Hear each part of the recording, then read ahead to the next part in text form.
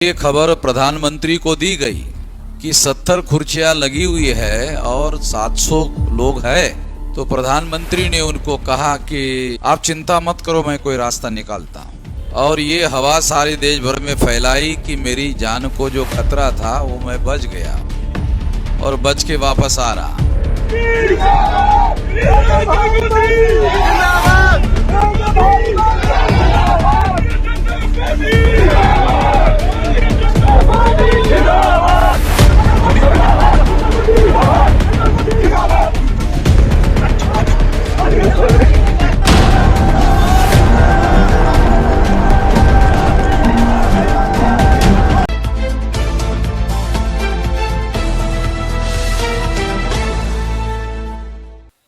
प्रधानमंत्री नरेंद्र मोदी की रैली जहां होने वाली थी वहां 70,000 कुर्सियां लगी थी और 700 लोग वहां बैठे हुए थे।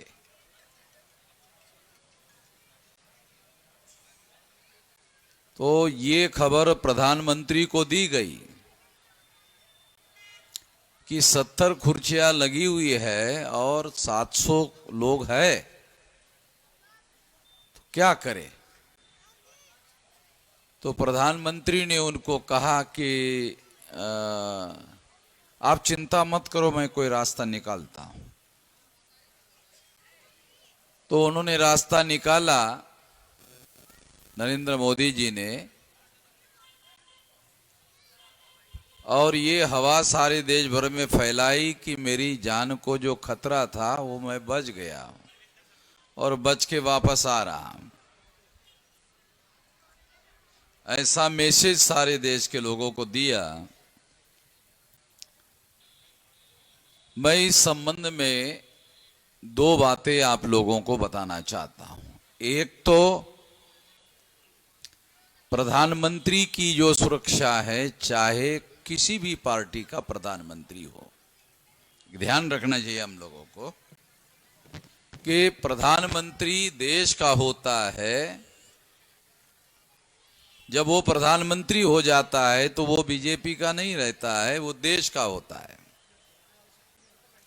और देश की तरफ से जब विदेश में जाता है तो वो बीजेपी का प्रधानमंत्री बोलकर नहीं जाता है, भारत का प्रधानमंत्री बोलकर जाता है। तो एक तो ये जो बात मैं आप लोगों को बता रहा हूं कि इसके बारे में हमारे देश में राष्ट्रीय स्तर की सहमति है कि प्रधानमंत्री की जो सुरक्षा का मामला है उसके बारे में किसी प्रकार का कोई समझौता नहीं किया जा सकता, न किया जाना चाहिए। ये जो राष्ट्रीय सहमति है, हम पहले भी उसके समर्थक हैं और आज भी उसके समर्थक हैं और कल भी रहेंगे, क्योंकि ये देश की सुरक्षा के साथ जुड़ा हुआ मामला है। मगर 70,000 लोग नहीं आए और 700 लोग आए, इसकी वजह से सुरक्षा के मुद्दे को मजाक का मुद्दा बनाया जाना, नरेंद्र मोदी ने ऐसा किया। तो इसलिए ये बहुत ज्यादा शर्म की बात है, केवल दुख की बात नहीं है, शर्म की बात है। तो यहां भी जन धन उनके पास उपलब्ध नहीं है, काला धन बहुत है। 2019 के चुनाव में हमारे पास रिपोर्ट है एडीआर का, एसोसिएशन फॉर डेमोक्रेटिक रिफॉर्म। वो कोई भी आंकड़े सारी छानबीन करने के बाद घोषित करते हैं। तो एसोसिएशन फॉर डेमोक्रेटिक रिफॉर्म ने आंकड़े घोषित किए कि 2019 के चुनाव में सभी राजनीतिक दलों ने 60,000 करोड़ रुपया खर्चा किया और 60,000 करोड़ में 27,000 करोड़ अकेले बीजेपी ने किया। 60,000 करोड़ में अकेले 27,000 करोड़ रुपया बीजेपी ने किया।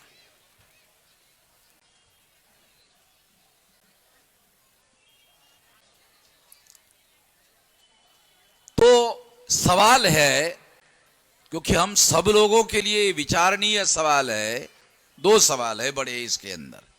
एक कि बीजेपी के पास रुपए छापने का कारखाना है, रिजर्व बैंक है जिनके पास रुपए छापने का अधिकार है? नहीं, रिजर्व बैंक तो ऑटोनॉमस है, फिर रुपया आए कहां से?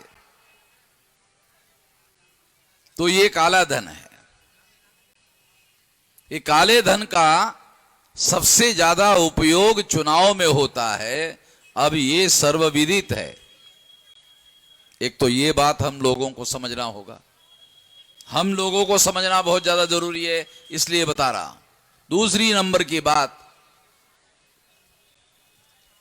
जिनके पास इस देश में 3.5% वोट है, और 3.5% ब्राह्मणों की संख्या 3.5% है, 3.5% जिनके पास वोट है, और 3.5% वोटों के आधार पर ये लोग ग्राम पंचायत में पंच चुनवा कर नहीं ला सकते। 3.5% से आप पंच कैसे चुनवा कर ला सकते हो? 3.5% वोट जिनके पास है, वो गांव का पंच चुनवा कर नहीं ला सकते। सरपंच बनाने का सवाल नहीं है। जो सरपंच नहीं बना सकते गांव का, वो देश की पंचायत का प्रधानमंत्री नियुक्त कर रहे हैं, नॉमिनेट कर रहे हैं। तो ये जो नॉमिनेट कर रहे हैं, ये काला धन है, और इसकी वजह से मैं आपको ये बात बता रहा हूं कि इन लोगों ने, जिनके पास नोट बहुत है, वोट नहीं है, मैं जो समझाना चाहता हूं आप लोगों को, जिनके पास नोट बहुत है, काला नोट बहुत है, उनके पास वोट नहीं है। जिनके पास वोट नहीं है, उन लोगों ने चुनाव को बहुत ज्यादा महंगा किया। अब बीजेपी के 303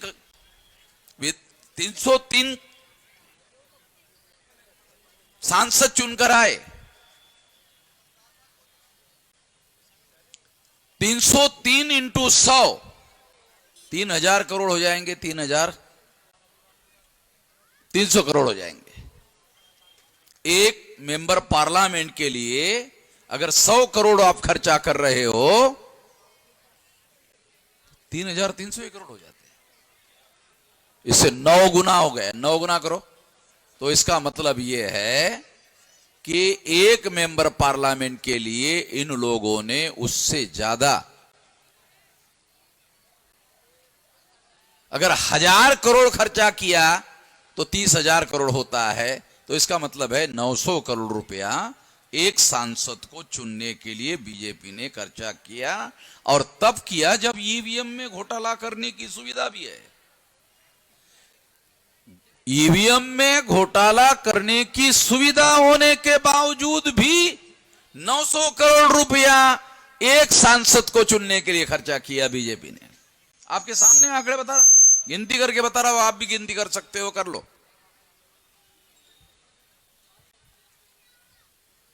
कोई बताने वाला नहीं है ये बात जो मैं आपको समझा रहा हूं। ये मैं भाषण नहीं करता हूं आमतौर पे, मैं लोगों को ये बातें बताता हूं, इसका अर्थ समझाने का प्रयास करता हूं। जिन लोगों के पास नोट है, वोट नहीं है, उन लोगों ने चुनाव को महंगा किया, जानबूझकर महंगा किया, ताकि जिनके पास ज्यादा वोट है वो चुनाव से बाहर हट जाए। तो हम तो केवल चुनाव में लाइन लगाकर वोट डालने वाले हो गए हैं, या हम लोगों को लाइन लगाकर वोट डलवाने वाले बना दिए गए हैं? यह समझने की बात है। इस पर कोई मीडिया बोलता नहीं है। जिसको नेशनल मीडिया कहा जाता है, प्रिंट मीडिया हो, इलेक्ट्रॉनिक मीडिया हो, जिनको मीडिया कहा जाता है, इस पर कुछ नहीं बोलते, कुछ नहीं लिखते। इसके ऊपर अभियान चलाया जाना चाहिए मीडिया के द्वारा, क्योंकि मीडिया कोई उद्योग नहीं है, मीडिया कोई उद्योग नहीं है। ये और आप लोगों को थोड़ा बता दो, जैसे साबुन बनाने का उद्योग आपने शुरू किया, उसके लिए इंडस्ट्रियल लाइसेंस लिया और आपने साबुन बनाने का उद्योग शुरू किया, ये तो कर सकते हो, मगर अखबार या मीडिया शुरू करने के लिए इंडस्ट्रियल लाइसेंस से आप अखबार शुरू नहीं कर सकते। ये संविधान के आर्टिकल 19 के तहत आपको मिला हुआ अधिकार है, ये इंडस्ट्रियल लाइसेंस से नहीं चला सकते। हमारे लोगों को ये बहुत सारी बातों की जानकारी नहीं है। तो इसका मतलब यह है कि मीडिया जो है ये लोकतंत्र का चौथा स्तंभ है, ये कोई इंडस्ट्री नहीं है।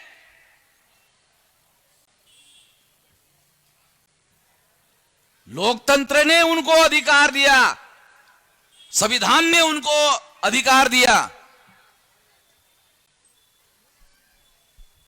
मैंने प्रेस काउंसिल के लोगों को सवाल पूछा, सुप्रीम कोर्ट का रिटायर्ड जज होता है वहां पर, चेयरमैन सुप्रीम कोर्ट का, क्या पूछा भाई, सुप्रीम कोर्ट ने ईवीएम के बारे में निर्णय दिया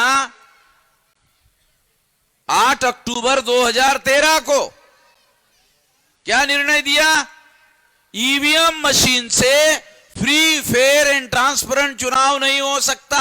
देश का सुप्रीम कोर्ट कह रहा है कि ईवीएम से फ्री फेयर एंड ट्रांसपेरेंट चुनाव नहीं हो सकता। फ्री यानी मुक्त, फेयर यानी निष्पक्ष, ट्रांसपेरेंट यानी पारदर्शी चुनाव नहीं हो सकता, सुप्रीम कोर्ट कह रहा है।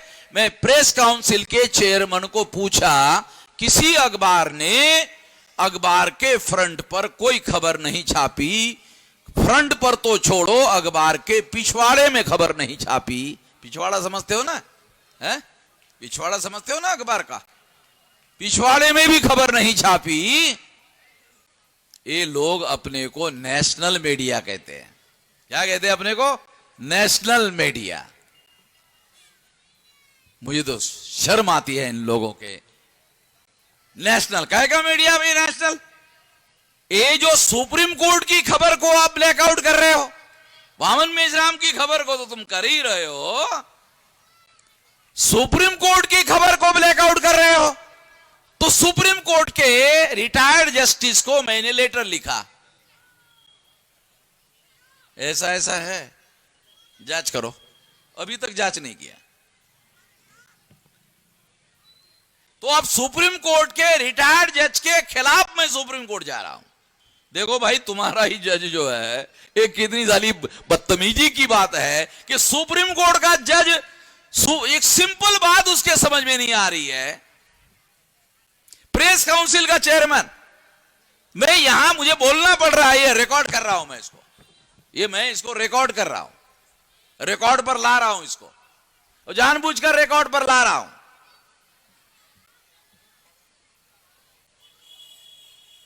वो जो रिटायर्ड जज है, खुदा है? खुदा है वो? संविधान के अधीन है, ध्यान रखे, संविधान के अधीन है, और तुम्हारा व्यवहार समीक्षा के अधीन है। ध्यान रखे, कोई आदमी संविधान के ऊपर नहीं है।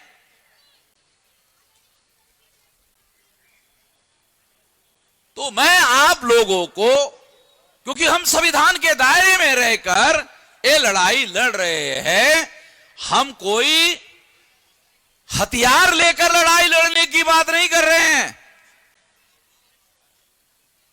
जबकि अंग्रेजों के विरोध में 1857 को इन्हीं ब्राह्मणों ने हथियारबंद आंदोलन चलाया था, और हमको और हमारे बच्चों को पढ़ाते हैं कि 1857 का आंदोलन स्वतंत्रता संग्राम था।